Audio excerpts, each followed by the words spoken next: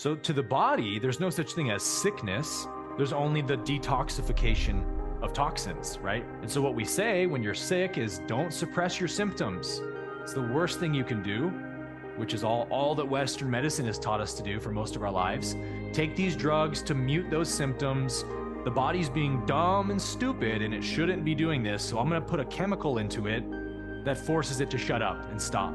Let yourself explode if you need to move that energy, rather than saying, oh no, I shouldn't feel angry, that's not very enlightened, I should try to feel happy. That's suppression, and it doesn't serve you at all.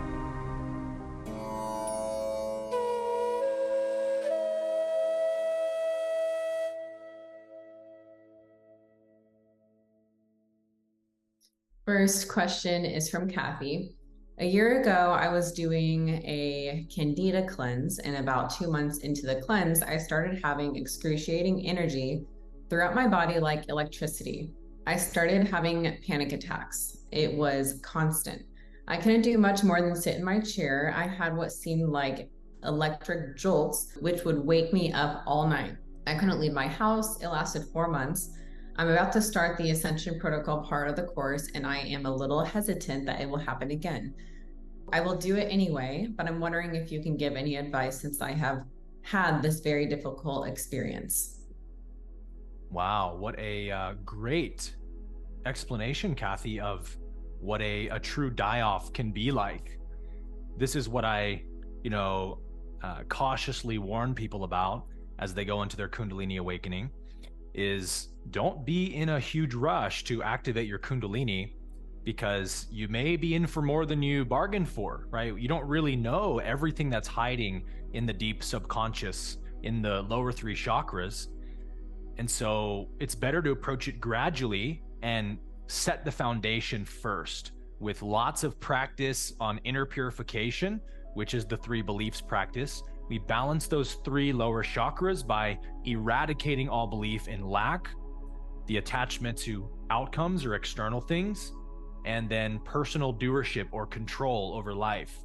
We actively denounce those things to the point where they stop showing up in our experience. And that the degree to which the 3 beliefs are no longer showing up in our experience, they're no longer dominating our reactivity to life and demanding our behaviors, but we're aware of them and we start to step away from them and place our awareness on the truth of who we are.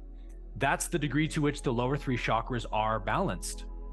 So when you say I had electric jolts that would wake me up all night, that is a classic symptom of Kundalini ascension, in that when we sleep, when we are lying still, when we aren't using the body's energy, Kundalini likes to make use of that time. And I've said this before, but going through that period of my ascension process, if I even sat on the couch for about 5 minutes, I would start to feel all the nadis through my hands, wrists, sometimes my spine, down my shins, into my feet, starting to heat up with what I call volcano veins, where it feels like there's like electricity flowing through the meridians in your body. And then at night, I would get woken up very often with different manifestations of energy. A few times, like little tiny interconjunctions of energy traveling up the spine. So if you have these energy dynamics happening at night, guys, that's a hallmark sign of that Kundalini is very active, let's put it that way, in your nervous system, which is a good thing. But what does that mean for the inner work? It means we should be very aware that whatever's coming up right now is what Kundalini is bringing up for healing, for purification. So we have to get really diligent by applying these principles in these moments. Typically, you'll go through different periods when Kundalini is very active on her ascension journey, when that energy is very active in your nervous system.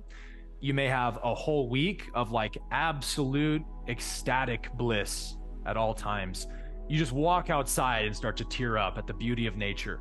Like, that's a classic Kundalini awakening symptom as well.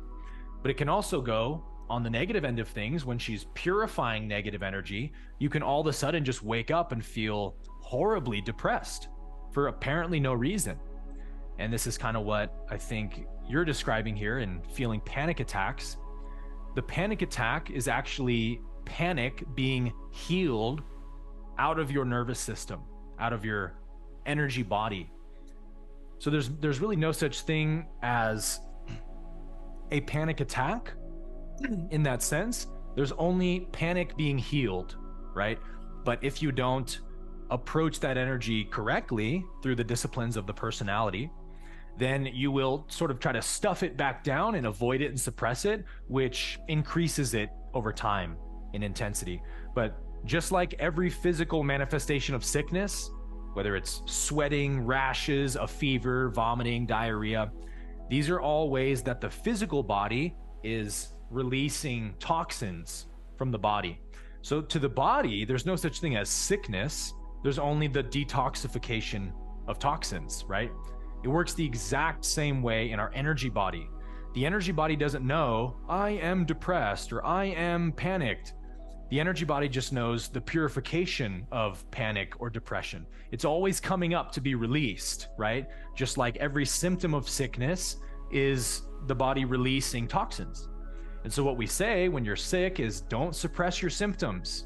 It's the worst thing you can do, which is all that Western medicine has taught us to do for most of our lives. Take these drugs to mute those symptoms. The body's being dumb and stupid and it shouldn't be doing this. So I'm going to put a chemical into it that forces it to shut up and stop. But isn't that what we do with our emotions as well? When we say, I don't want to feel this right now. Why am I feeling this? You're like, my energy body is dumb and it's just feeling bad things for no reason, is kind of what you're implying. So instead, we want to really lean in softly and sensitively to those feelings and say, okay, energy body is trying to eliminate this energy of panic, which means first, I have to feel it fully. Let's go, panic attack. I'm ready to feel you. I'm not afraid. It's kind of like the cold plunge, right? To do a cold plunge in ice water, you got to be all in. I am not going to resist this shock of the coldness. I'm going to lean into it and allow it. That doesn't mean you don't shiver and have the little panic attack happening. You breathe heavily. All those things still happen, and they don't imply that you're resisting it. This is just what you have to do to move the energy. So Ra says it's actually really good to move negative energy. Ra uses the example of anger, of course. Let yourself explode if you need to move that energy, rather than saying, oh no, I shouldn't feel angry. That's not very enlightened. I should try to feel happy. That's suppression, and it doesn't serve you at all, right? There's nothing unenlightened about anger inherently, but are you accepting that anger as it is the only question. So go into a room somewhere and rip off that strain of cuss words going through your mind and whatever it is, right? Ra says, just turn it up and allow yourself to see the futility of that energy. Like, let's say panic attack in this example. Let yourself feel panicked. Say, okay, panic, you want to panic, let's go. But all the while watching that reaction in yourself as the observer, and you'll see very quickly, yeah, this panic reaction doesn't help anything. There's absolutely no benefit to panicking over this situation. And that's the perceiving the folly, as we talked about in our opening lecture, that you have to do at some point, right? If you think panic or rage is useful in some way, if you think it really accomplishes something beneficial, you will continue to give into those reactions, right? So instead, we want to see the futility of those reactions as just unhelpful. So back to the topic of the Kundalini ascension that you're describing here. You said, this lasted 4 months. I'm about to start the ascension protocol part of the course, and I'm a little hesitant that it will happen again. I will do it anyway, but I'm wondering if you can give advice. So my advice is, how do I say this? See if you can change your attitude a bit towards that manifestation of panic and say, I look forward to the next time that panic surfaces in my consciousness because I'm ready to finally heal this energy. That's the attitude that really makes you like Kundalini's best sidekick. You know, you'll be the Robin to Kundalini's Batman. If you're like, let's go, Kundalini, I'm all in. I'm not afraid, bring it all up, let's do this together. She brings it up, which you can't do by yourself, right? The ego can't bring up its own traumas and distortions. Kundalini does that for us. But then what Kundalini can't do is to balance that energy for us. We have to do it. The I am has to do it. So we say, bring it on, Kundalini, and we just let ourselves feel it and consciously qualify it. I renounce all belief in panic and fear in my consciousness, and I affirm my full safety and security as the divine presence of God in my life. As the commanding power of my experience, I affirm my creatorship. I am safe in my Father's kingdom. Whatever it is that you feel peace when you affirm it, go to that after the panic attack has subsided. While it's there, be in it, be with it. After it's dissipated a bit, correct it, requalify it by affirming the truth. This is the ongoing practice of a Kundalini awakening, of die-offs, that we all have to get really good at and habituated to doing. So what I would say to you in conclusion is, although this seems like, for right now, it seems like a difficult, undesirable experience, I'm kind of afraid of it happening again, I understand that impulse to see die-offs that way, because let's be real, right? They're not fun or enjoyable, but they're not supposed to be, because again, it's all the old energy we've been qualifying that's been stuck in our chakras, finally coming up to be released.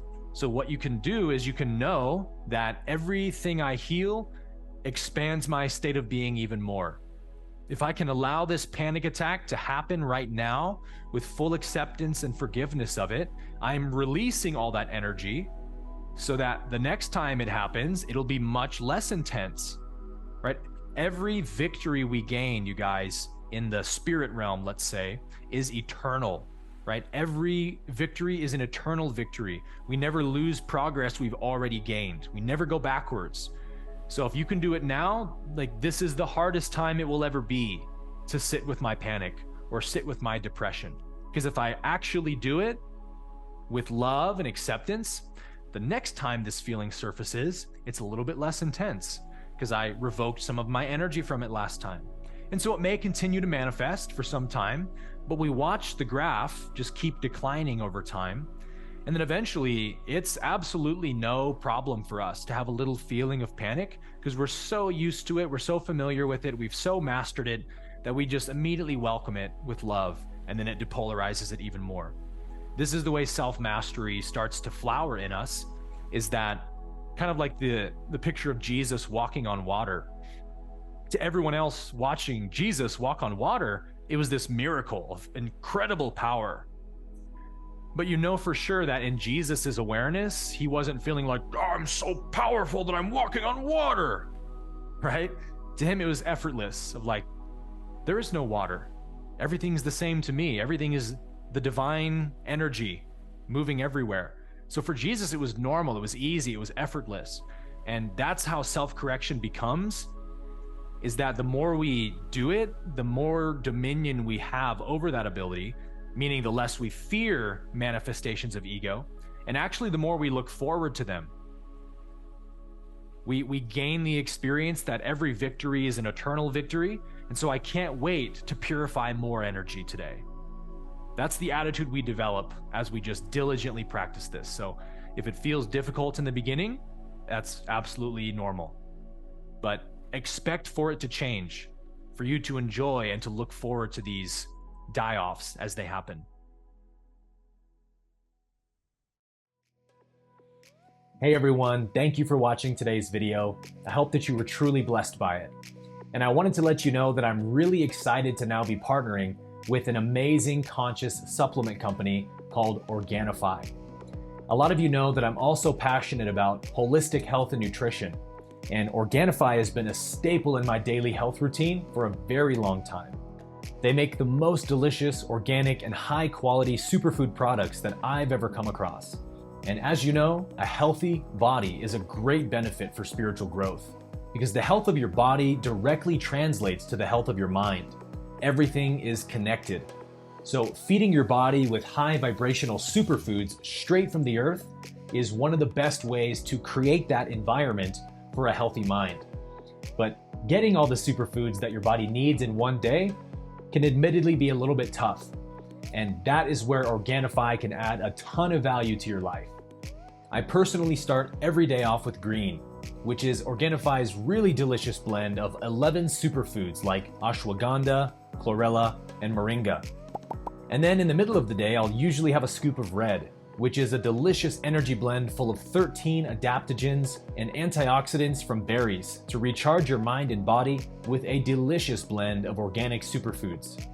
Your body is an amazing organic machine, but it needs the right fuel and signals to function at its best. And red is full of adaptogens sourced from organic herbs and medicinal mushrooms. And these are compounds that balance hormones, prime your energy pathways, and alleviate stress. So instead of crushing your adrenal system with huge doses of caffeine every day, adaptogens work with your body and give you natural, sustained energy all throughout the day. What's most important to me though about ORGANIFI is the way that they go above and beyond to ensure the cleanest and purest ingredients in all of their products. They are USDA certified organic, non-GMO, gluten-free, certified glyphosate-free, and absolutely zero fillers. So I never go anywhere without ORGANIFI, and I never miss a day without taking it. And ORGANIFI is offering a super generous discount of 20% off of your entire order when you use the coupon code ABKE at checkout. So if you want to upgrade your health regimen with ORGANIFI, you can click on the link in the description box below to learn more about all the amazing products that they offer. And I promise you that your mind and your body are going to thank you for it.